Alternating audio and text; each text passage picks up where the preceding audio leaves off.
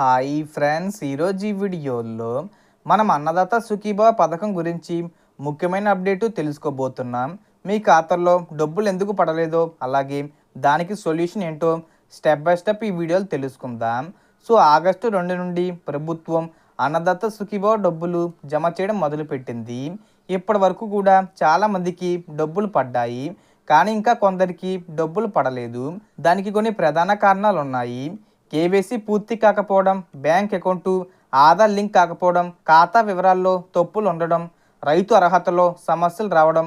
మీ మొబైల్లో Google open చేసి AP Annadata Sukhibhava .gov.in అనే వెబ్సైటు ఓపెన్ చేయండి. ఫార్మర్ డీటెయిల్స్పై క్లిక్ చేయండి.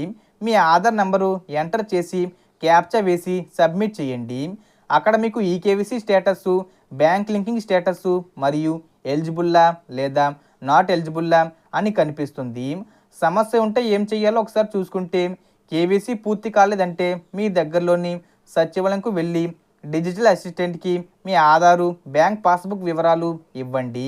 అక్కడ వారు మీ ఈకేవైసీ అప్డేట్ చేసి తప్పులను సరి చేస్తారు. సాధారణంగా 7 నుండి 10 రోజుల్లో డబ్బులు మీ ఖాతాల్లో జమ అవుతాయి.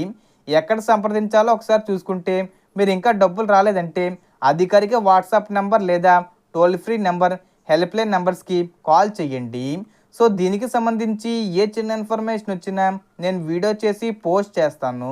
ఆ యొక్క అప్డేట్స్ మీరు మిస్ కాకుండా ఉండాలంటే వెంటనే మన ఛానల్ని సబ్స్క్రైబ్ చేసుకోండి.